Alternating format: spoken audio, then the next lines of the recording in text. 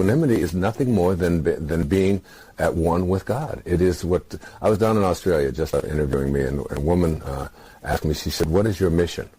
And I said, without even realizing what I said, my mission is GodRealization. And she said, what do you mean by that? I said, that's where every thought that I have is on an equal level with the source that I came from. You see, there's a link between ourselves and this source. The problem is that the link is corroded. The link is dirty. It's got all kinds of ego identifiers in the way of it. All we have to do is figure out a way to cleanse that link. And the more you shed these layers of ego, that I am better than everybody else, I am what I do, I am my reputation, I am what others think of me, I am separate from everybody else. Once we get rid of all of these ego identifiers and remove them, what we do is we get to that place where we see God, we see love, we see peace in everything and everyone that we encounter. That's all it takes. That's what equanimity is. Well, the major difference between spirituality and religion is that religion is something that divides us, and spirituality is something that unites us. And anything that divides us weakens us. If I were to do a muscle test with you right now, ask you to think about a thought that excludes some and includes others. Just think of that thought, that I'm a man and you are a woman, or I am anything that divides me from you. And I do a muscle test, and I just put your arm down. You would find that when you think thoughts that divide us, you get weaker. And then if I were to ask you to just think of a thought that unites us, just think of yourself like the Native Americans used to say, that no tree has branches so foolish as to fight among themselves. Aren't we raised to believe that being religious has merit? Yeah, we're raised, but we're also raised to believe that we are what we do, and we are what we have, and we are what other people think of us. And the fact is that all of us know that we're just in temporary bodies, that these bodies are on their way to someplace else. But we're raised to believe that. We're also raised to believe that we're sitting here still, when in fact we're orbiting around the sun, we're turning on our axis, and we're hurling through space at hundreds of thousands of miles per hour. But yet we're taught all of these things, and to trust your senses and to trust what other people tell us. But there's a place within us, a deep, peaceful, loving, knowing place that know that who I am is not a human being here having a spiritual experience. It's the reverse, that who I really am is a spiritual being having a temporary human experience. That's who I am, and that's where you have to live. An elderly spiritual teacher whose name is Sai Baba, who lives in India, comes to you in your dreams. Right. Who is Sai Baba? Why does he come to you, and what does he tell you? I'm not sure why he comes to me. It just started happening several years ago. I started lecturing about this being, and this is someone who lives at God consciousness, who has what is said of Jesus, the gift of fish and loaves. So that the ability to manifest, for example, all of us have the ability to manifest something, but usually there's a time line between what we think about and what we create. Deepak Chopra and I put together a series of tapes one time, and we talked about the 4 ways to get strawberry ice cream. So the lowest way to get strawberry ice cream is to have a thought, gee, I'd really like to have some strawberry ice cream. And then you get up and go to the store and you go get your strawberry ice cream. And you had a thought, an invisible thing, and you got on your bicycle, you walked and you came back, and that's a miracle. But it's the second way to get strawberry ice cream is to have a thought and stay right where you are and tell your children to go get it. Okay, so that's like you're sitting there and so they go get it for you. So that's the second way. The third way is to have a thought, gee, I'd really like to have some strawberry ice cream. And somebody walks by and says to you, excuse me, is this your strawberry ice cream? And when that happens, we call this synchronicity, and isn't that it is like this collaboration with fate? Isn't this an amazing thing? I was just thinking about strawberry ice cream, and everybody's had that experience. But the highest way to strawberry ice cream is to have a thought, gee, I'd really like to have some strawberry ice cream, and then you manifest it. And Sai Baba lives at that level of consciousness where there's no delay between a thought. It's called the gift of fish and loaves, the ability to be able to manifest from your thoughts, because you're living at such a level, such a high vibrational level, that your thoughts and what you are thinking about all become one, that everything is one, and he lived in that oneness. One of my heroes back in the 1840s was a man named Henry David Thoreau. He had a wonderful definition of success. He went to prison, this man, because he refused to pay his taxes to a government that was doing to the people who had been living on this land for 10,000 years, and just removing them in the name of our right to do so because of a piece of legislation signed by President Andrew Jackson in 1830 called the Indian Removal Act. It gave anybody the legal right to just remove people who had a language and an educational system and a history of living there. They were just removed. And Thoreau was so anguished by this in Concord, Massachusetts, that he went to prison, refusing to pay his taxes. And his neighbor's name was Ralph Waldo Emerson. He lived 2 streets over and 7 houses down. Those of you who saw my last PBS special know that I recorded it right there in Concord. And Emerson came to the jail at Concord, and he said to Thoreau, he said, "What are you doing in there? We need you out here." He was beginning the Transcendentalist movement, some of the ideas of which I'll be speaking about here today and tomorrow. And Thoreau reportedly said to him, "Ralph, what are you doing out there?" And Emerson paid his bail, and rather than return to his home, he went to live deliberately in the land in a place called Walden Pond out in western Massachusetts. And he wrote an essay on the necessity of civil disobedience. And this is what his definition of success sounded like in that essay. He said, "If you advance confidently in the direction of your own dreams and endeavors, and endeavor to live the life which you have imagined, you will meet with a success unexpected in common hours." That's a really powerful definition of success. That you have things inside of you called dreams and endeavors, and if you live by them, rather than chasing after what it is that you think you would like to have, if you live by that connection to your source, because our thoughts is the way that God thinks through us. Our thoughts is how God thinks through us. And when our thoughts are in rapport with what it is that Spirit is like, everything that the source is capable of doing, you are capable of doing. The greatest teacher who ever came to this planet, who ever walked among us 2,000 years ago, reminded us, after performing miracles and converting water into wine and raising the dead and manifesting the gift of fish and loaves by just his thoughts, the power of his thoughts to attract into our lives whatever it is that he would think about. Such was the energy level at which this man lived, this being lived. He said, "Even the least among you can do all that I have done, and even greater things." It's in every one of us. Every one of us has this capacity to do it. And I stand up here knowing that this is true.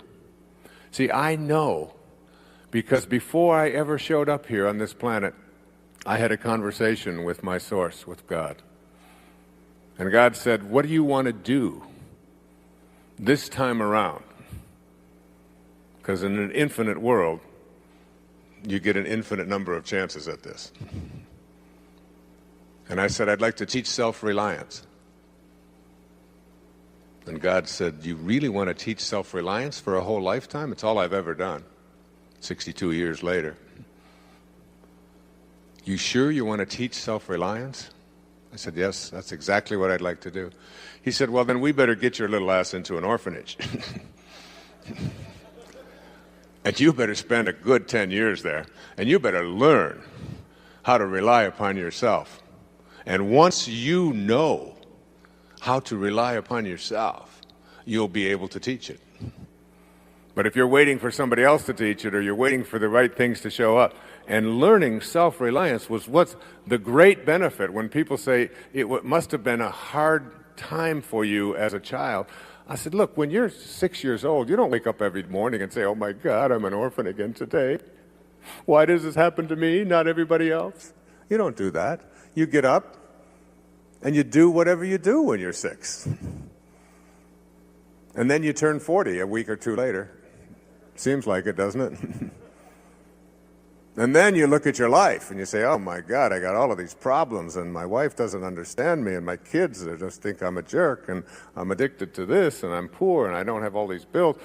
Why is that? Someone said, why is your life so messed up? Well, what do you expect from me? I was an orphan, Or my mother liked my sister better. Or Sarah Lee made me fat or something. That is back there in our past we rely upon when in fact we are nothing more than the product of the choices that we make. In the Yoga aphorisms, Patanjali teaches that we are capable of reaching a state of awareness in which we can perform miracles. He counsels us to be unafraid of transcending the limitations imposed upon us by the material world. Patanjali's words caused me to truly think of myself as capable of living at a much higher level than I had ever even considered before. I felt urged to go beyond traditional ideas, which acted as obstacles to my union with God. Patanjali offered hundreds of specific suggestions and practices to reach the oneness or union with God, which he called yoga. Here are 5 aphorisms that can help you to gain access to your spiritual answers. I have arranged these 5 major themes in a way that I found useful for myself, and I trust will be helpful to you. The first aphorism. The central act of ignorance is false identification. Patanjali describes ignorance as a basic misunderstanding of one's real nature. When we identify ourselves as our name or our title, our body, our possessions, achievements, or reputation, we are denying our true identity. What we are exploring here is ignorance defined as falsely identifying oneself as only of the material, ego-based world. Replace that false identification with imagining yourself eternally connected to a divine source. With this new identification comes an inner resolve to reorient yourself when faced with a problem. The spiritual journey does not consist in arriving at a new destination where a person gains what he did not have or becomes what he was not. It consists in the dissipation of his ignorance concerning himself and life, and the gradual growing of that understanding which begins with spiritual awakening. The finding of God is a coming to one's own self. Patanjali's second aphorism. The mind of the truly illumined is calm because the peace of God within all things is known, even within the appearance of misery and disease. This second aphorism brings to mind the adage that the 3 truly difficult things to do in life are returning love for hate, including the excluded, and saying, I was wrong. If it requires stillness to know God, then we need to be in a place of loving calmness in order to be able to have God's assistance in problem solving. But how do I get to that place of calmness? I believe you can move into that state of knowing God by intentionally choosing calmness in moments of anxiety or fear. Yes, you can choose to be calm at any moment by reminding yourself that you are no longer choosing to live by your conditioned past. You see your world in the terms of an infinite game. You will smile more frequently. You will feel serene. You will access spiritual solutions. The third aphorism of Patanjali. Sin is non-existent. There are only obstacles to one's ultimate union with God. Most of us grew up believing that a sin was an act of disobedience or ingratitude toward a God who is both separate and punitive. Behavior which religion has taught us is sinful is conduct which is away from God. This, according to Patanjali, is not a reason to immerse ourselves in guilt and use up life energy attempting to somehow make amends. Rather, it should be viewed in the context of an obstacle that we have yet to overcome. The concept of being a sinner is an image of self-contempt and guilt, while the concept of encountering an obstacle is empowering. We have been trained to think in terms of sin and punishment. The empowering way is to view trials as lessons and opportunities to choose differently. The sinner, filled with guilt, becomes immobilized and remains in passive inertia. When we view the sinful behavior as an obstacle to a higher level of awareness, we can still take responsibility by asking ourselves, what is the lesson for me, and what can I do to avoid this the next time? Patanjali's fourth aphorism. The person who is steadfast in abstaining from falsehood has the power to obtain for himself and others the fruits of good deeds without having to perform the deeds themselves. Normally, when we use the word truthful, we imply that a person's words correspond to the facts of which he speaks. Yet in this Yoga Sutra, steadfast in abstaining from falsehood means something quite apart from being factual. What is meant here is the practice of completely and wholly identifying oneself as a spiritual being, united with God at all times, and never confusing one's identity with the ego world of possessions, achievements, and reputation. In this state, we find ourselves gaining those fruits of good deeds. They will enable us to not only resolve our own problems, but those of others as well. To open yourself to an idea which allows you to gradually remember your identity as a connected to God entity. The more steadfast you are in this regard, the more you will hear others say, "I just feel better when she is around. I feel calm when he shows up." You literally raise the consciousness of those around you. We begin to see the fruits of good deeds appearing without having to work at it. Ultimately, we are close to the top and find that there are others just wanting to bathe a bit in our aura, so to speak. Let in this idea that you can access divine spiritual power to alleviate problems first for yourself and then for others. And finally, Patanjali's fifth aphorism, my favorite. When a person is steadfast in his abstention from harming others, then all living creatures will cease to feel enmity in his presence. Patanjali's statement, abstention from harming others, includes not only actual acts of harm, but also thoughts of jealousy, judgment, and injury. Steadfastly renouncing violence in thoughts and in all dealings with others creates an atmosphere wherein violence and enmity ceases to exist because it is not reciprocated. Any situation where you experience anger or even mild discomfort involves thoughts of enmity toward the other person or people. Other people will not feel enmity or anguish if you steadfastly abstain from having harmful thoughts toward them in the first place. Amazing! By you working at not having any judgments or harmful thoughts, those around you will be free of anguish also. Problems are illusions of the material world. Solutions are attributes of your immersion in the world of spirit. As you face a problem, remind yourself that you created it with one mind, and you will solve it with another. You have to understand there are some things that you believe and there are some things that you know. Now your knowings are different from your beliefs in that your beliefs are handed to you. Your knowings all come from within. Everything that you know because you got it yourself.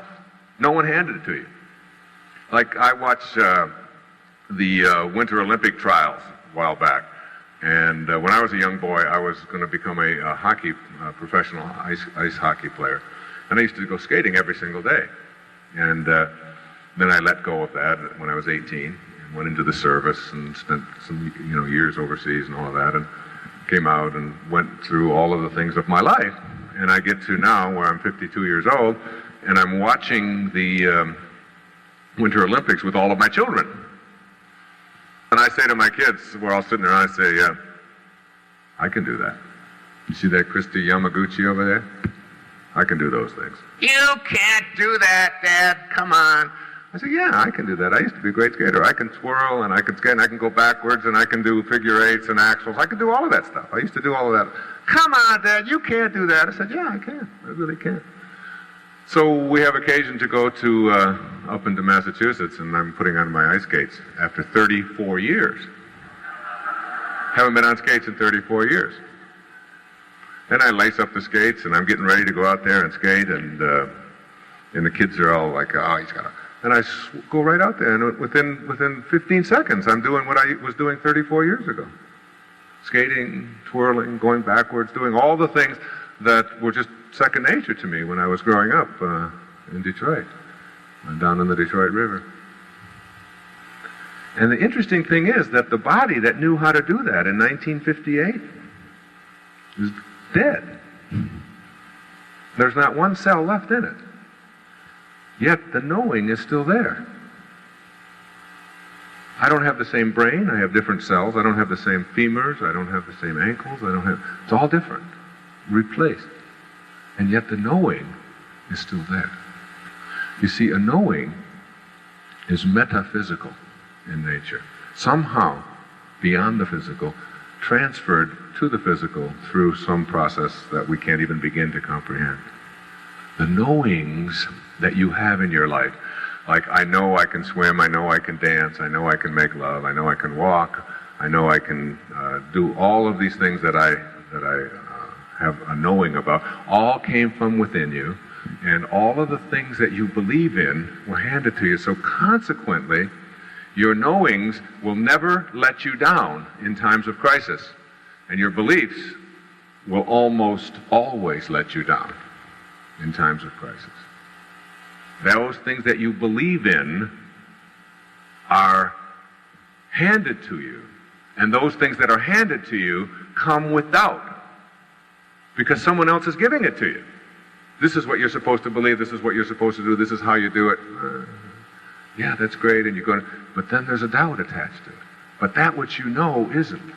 Now, unfortunately, most of the things that we know as individuals also are in the area of what we know we can't do.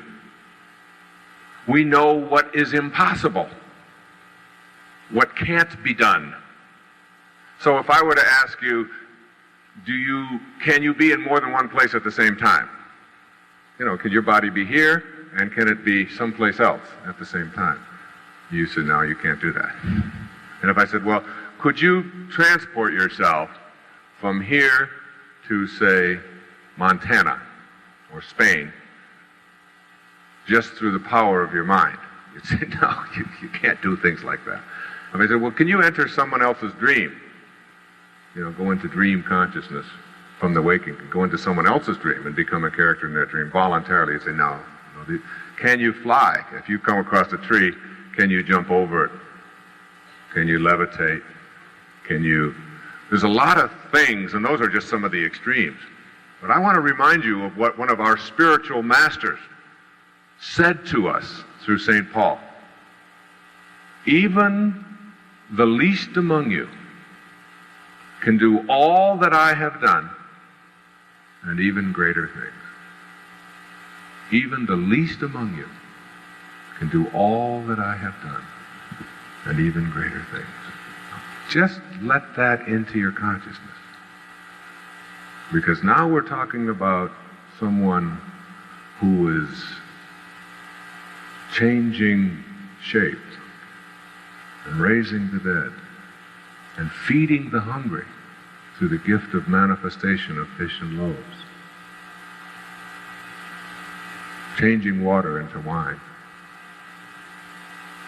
The ability to be able to create a miracle mindset for yourself is not available to you if doubt is in your consciousness, because what you think about is what expands. And if you have doubt, you will act on the doubt. You can't act on anything else. What you think about is what expands. The ancestor to every action is a thought. So if your thoughts are that this is not possible, that's what you will act on. The other line that came to me in A Course in Miracles, where it uses the word problem, said this: if you do have a problem, the only problem you have is your belief that you are separate from your source. The moment that we took on this idea that we were separate from our source and no longer believed in our own integrity of our own mind, the moment that we took on that,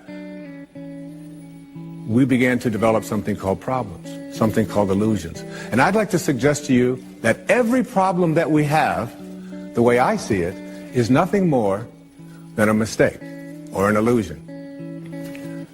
And how do we do something about these mistakes that we have? They are in our minds. You know, it says very clearly in most of the spiritual literature, as a man thinketh, so is he. Emerson, one of the people that we revere, who lived right here in Concord, said that the ancestor to every action is a thought. Once you start to understand that what you think about, your thoughts, is what expands and becomes your life, you start getting real careful about what you think about. Real careful. So that when you have a thought that says, gee, I got a sniffle, it's in my nose, but tomorrow it'll probably be down here in my throat. And on Wednesday, it's probably going to be here in my chest. Always seems to happen this way. And on Thursday, I'm going to have a fever. I get one every time. You can just about count on it. I'm going to have to take Friday off. Now, it's Monday morning, and you got a sniffle, but in your mind, in your thoughts, you're taking Friday off with a fever, and lo and behold, your body begins to react to this thought, which is just a mistake of the intellect to begin with. Supposing that you had a belief system that said 2 plus 2 is 7. For some reason, you were just hung up on this idea. And you said 2 plus 2 is 7, and you took your calculator and you reformulated it in such a way so that it would appear to be 2 plus 2 is 7. And then you tried to balance your checkbook, and you tried to make your life work based upon this formulation, that 2 plus 2 is 7. You would find that your life would be out of balance financially virtually all of the time. Every time you push that button and push those numbers, nothing would ever work. So the question is, what do I do in order to correct this mistake in my thinking? And that's where the word solution comes in. But we can't bring the solution in until we understand that everything that we have, do you know that every relationship that you're in right now, every single person watching this, every relationship you're in is in your mind. You can't get behind the eyeballs of another human being and be them. All you can do is process them through your thoughts. Now, if your thoughts about the person that you love are about what is wrong, about what you don't like, about what they ought to be, about what they used to be, about how they disappoint you, about how bad they talk, about their language, about anything at all, if that's what you're thinking about, what you think about is what expands, more of what you're thinking about will continue to show up in your life, whether you like it or not. It's one of the great ironies. I always tell people that if you understood this concept, the best way to do it is to put it in terms of money. If I had $1 million, and I were to take this $1 million, and I were to give it to you, and I'd say, this purpose of this $1 million is for you to go out to the mall, and every store you come to where you see something that you really like, you're to purchase it. Any place you go, whatever you like, you purchase it. So you take this $1 million and say, this is great. You walk into the first store that you see, and there's a rug there that's just appalling. It's hideous. It's just awful. It doesn't match anything in your house, and it costs $10,000. And you look at that thing and say, ugh, I would never want that. Here's $10,000. Send it home. Now you go to the next store in the mall, and it's got a lamp in it that matches the rug, all right? And you look at this hideous lamp and you say, that's the worst looking thing I've ever seen. Send 2 of those home, and they cost $5,000 a piece. So far, you've taken your money and you've spent $20,000 of it on what you don't want. And all day long, every time you saw something that you didn't want, you spent your energy, your money, on sending it home. Then you get home and you say to yourself, why is my house filled with all of this stuff that I don't want? And the answer is, you're crazy. This is called insanity.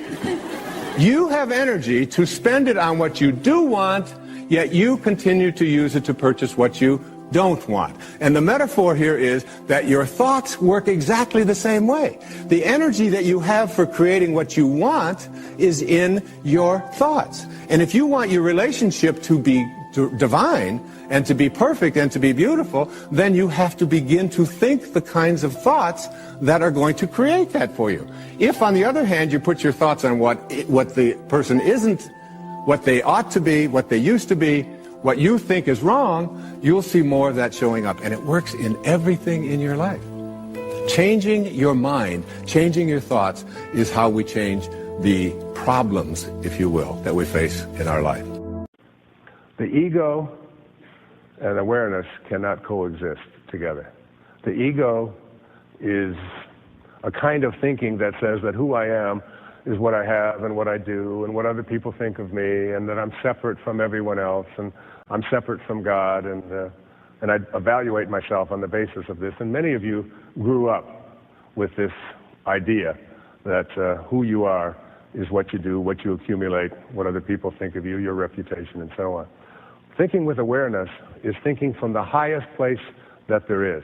It's the kind of thinking that allows excuses to be eradicated from your life. It's the thinking that is talked about in the New Testament. With God, all things are possible. Now you tell me, what does that leave out? What does all things are possible leave out? Nothing, does it? So when you think from a place of awareness, you think in terms of, instead of using one of these excuses that you see popping up here on these little thought bubbles across the stage, I can't do it, I'm too tired, I'm too old, it's going to be difficult, it's going to take a long time, which is all the ego stuff which promotes these mind viruses and these memes. Instead of that, when you think with awareness, your first thought is, no matter what it is, if you get a cold, if you get if you hurt yourself in some way, your first thought isn't, oh, this is something I can't do anything about and I'm going to be hobbled and I'm going. Your first thought is, with God, all things are possible. With Source, all things are possible. It doesn't mean that you're instantly healed and the cold is going to go away, but you set your mind on a new way of looking at virtually anything that comes into your life.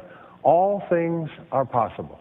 And getting to that place in your life is one of the most beautiful things that you can experience.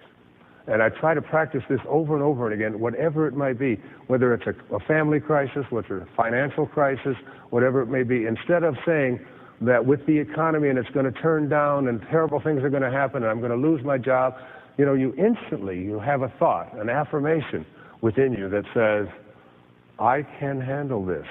I am not alone. I can make myself get through this. I have the solution is going to be out there. I may not know what it is, but my thoughts are always on, it's possible. So that's the first of these principles. The second of these principles is something that I call alignment. Hear this and hear this well. All excuses are misalignments. And when I say misalignment, I mean you're misaligned from your source. You came into this world from this perfect, this beautiful place.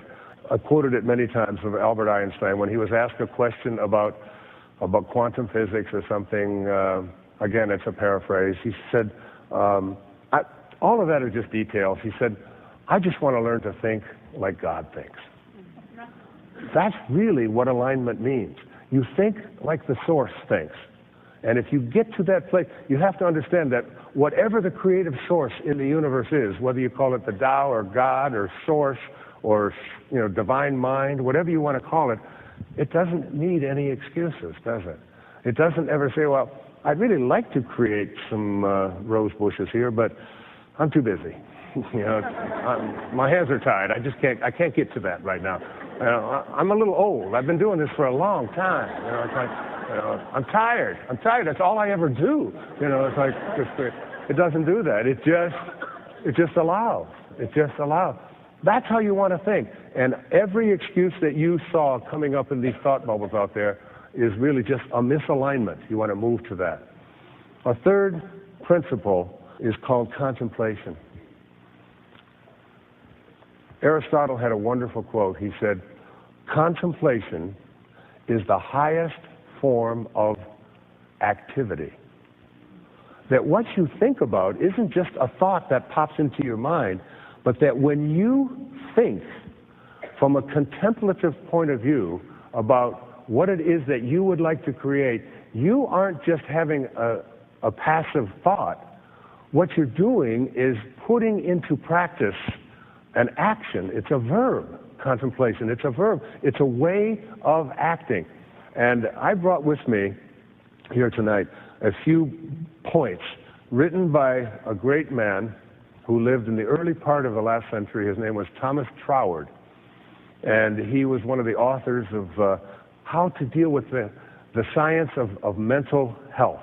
He listed the specifics of what happens when you contemplate in a certain way. And I'd like to share it with you here. These are the steps of contemplation. Now listen to these. I'm just going to spell them out one by one. First, number one, contemplation is the continual use of your thought process. That's what it is. Your thoughts, number two, your thoughts are actually like things that act to begin the process of materialization. They begin this process of attracting into your life what you want. If you contemplate with thoughts that match originating spirit, using his words, you have the same power as originating spirit. You got to really hear that. If you contemplate with thoughts that match originating spirit, that is, if you think like God thinks, like Source thinks, like that which creates everything, then you have the same power as the Source. When contemplation is a match to originating spirit, you gain the cooperation of divine mind, attracting and fulfilling your desires. But our thoughts can never be on these excuses. You can't use those. Contemplation is therefore, according to Troward, a kind of action in and of itself, which sets into motion all of the creative forces of the universe. That is, as you begin to contemplate from a perspective of all things are possible, and I can create what I want for myself in your life, you set into motion the creative forces that are operating in the universe. The fact is that most of us in our culture define who we are and how well we're doing, and even our very humanity, on the basis of some very artificial criteria. Those criteria, most of the time, are considered by people in our culture to be the ultimate. And they are things like success. How much success do I have? That is, how much money am I making? How much stuff comes into my life? How many accumulations am I able to get? And there's certainly nothing wrong with that. But as a criteria for your very humanity, it's a very low point. It's a very shallow place to determine whether or not you're living the kind of life that you're capable of living. Another one is performance, which we tend to laud in our culture and to almost worship. I'm number one. You see it all the time. People making a contest out of life, and performance being measured in terms of how far I get and what position I achieve in life or what awards I have granted to me or whatever. And the other is achievement. How far have I gone in my profession? How am I looked at by my peers and by other people in terms of my grades and my position on the ladder of success within a given corporation, things like that. These are almost like the ultimate in our culture, in the business world, in the educational world, in the entertainment world, whatever. We're always talking about success, achievement, and performance. What has happened for me, and what has happened for a lot of people, particularly in some of my recent books and tapes and so on, is that after you live this life for a while and you find yourself achieving a lot of things and performing at a very high level and being labeled a success by all of the external standards, you soon discover that there's an emptiness to that, that there's more to life than just being able to do that. That emptiness and that shallow feeling, and that it's just sort of almost like a selfish pursuit, gratifying one's ego and proving that we can accumulate as much stuff as we can, and success isn't any longer measured in terms of how we serve others, but in terms of how much I get for myself. And our goals become obsessions, not that we need any more, but that we've fallen into this trap of believing that we have to accumulate more, we have to get more, we have to perform at a higher level. If we win the championship, that's great, but how about doing it 2 times in a row? Nobody's ever done that before. And if we do it twice in a row, well, now we've got to do it 3 times in a row. And now we have to do it by shutting out our opponents completely. They can never get a point. And we are constantly looking outside of ourselves for these kinds of almost artificial ways of defining ourselves as human beings. And when you get trapped into that, you find that there's a lack of a sense of fulfillment. A parenthesis in eternity. He said these words. He said, then there are those who reach a stage in which they realize the futility of this constant striving and struggling for the things that perish, things which after they are obtained prove to be shadows. It is at this stage that some persons turn from this seeking for things in the outer realm to a seeking for them from God.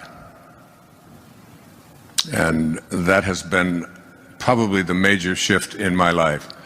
taking the focus in my life off of the things, the accomplishments, the acquisitions, the reputation, ownership, which we begin to identify ourselves as, and to begin to recognize that Pierre Teilhard, the great French priest who was excommunicated from the Catholic Church for his outrageous ideas in 1918, he said, "You're not here as a human being having a spiritual experience, that it's the other way around." And you've all heard it, that we are all infinite spiritual beings having a temporary human experience. And beginning to live our life from this spiritual place, its place of spirit, where we recognize and identify ourselves not on the basis of what the ego says, which is on the basis of what we have and what we accomplish, what we own, and what others think of us, not based on our belief in our separation from each other, and most egregiously not based upon our belief in our separation from God. A shift, if you will, to an awareness of our own divinity. And from that place, what is possible for all of us. And that's why the Jung quote where he says that what was true in the morning will have at evening have become a lie.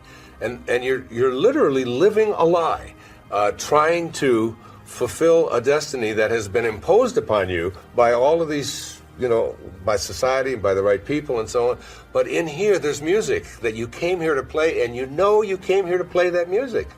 Intention, the field of intention, is asking you to play that music and to take the risks and to do whatever it is that is required of you. This is just all long habituated thought systems that if we challenge them and begin to see that they're not even true, they're all lies. So it's like we live in a world in which all things are possible, in which there's no accidents, there can be no accidents, there's an organizing intelligence that supports everything in this universe, and we live as if who we are is this little microscopic separate thing who's always got to do things a certain way and fit in a certain way, and none of that is true. Here's what I tell people who suffer from anxiety, and I did it when I was a practicing therapist for many, many years back in New York, is that if I were to give you an assignment, I used to tell a patient of mine or a client of mine, if I were to give you an assignment to go out, and here's a bucket, and I'd go out and I'd like you to fill it with anxiety, and just come back, and then we'll look at this anxiety stuff, because they use words like I'm having an anxiety attack, as if anxiety is something that's out there and it attacks and it's going to come and get you. And the insightful part of that little exercise is that that anxiety is just an illusion. There's really no such thing as anxiety in the world. The only thing that there is there are people who are thinking anxious thoughts, or they're picking anxious thoughts. And once you have a recognition that anxiety isn't something that's out there any more than fear is out there, any more than depression is out there, and even sadness, and even the reverse, happiness, and so on. That these are there is in a novel that I wrote many years ago called Gifts from Icus, she says that there is no way to happiness. Happiness is the way. It's like you have to bring peace to what it is that you do, because you can get anxiety from going out into your garden and picking all the weeds, and just saying, oh my God, these weeds are causing me to be so anxious. Or you can go to the garden and say, I bring peace to the garden, and I can enjoy all of this thing that we call weeding, and so I'm doing it either, it's like, it's this whole idea that we live, loving people, as I often say in my stationery, loving people live in a loving world, and hateful people live in a hateful world. It's the same world. We just get to decide. And your husband, once he gets that, and once he has an awareness that anxiety isn't something that comes from other people doing these things, it's like I said at the beginning of the show, there are so many people out there who are looking for occasions to be offended. And I see examples of it all the time, especially with the new social media and going on Facebook, and something will be posted on there, or I'll be wearing a certain thing, or there'll be maybe a little grammatical error or misspelling or something, and I'll see this people that get offended, and they get all upset, and they write real nasty comments, and they really think that what I wore at my daughter's wedding is causing them to be upset, when in fact, what's causing them to be upset is internally, this is how they choose to process that kind of an event. Yeah. And once you unchoose that, decide no longer to view things in a judgmental way, the whole world looks so different, doesn't it? It does. Yeah. It would be like going to the doctor and telling him all of your symptoms, and the doctor says, "Oh boy, you've got a lot of symptoms." And he starts writing out prescriptions.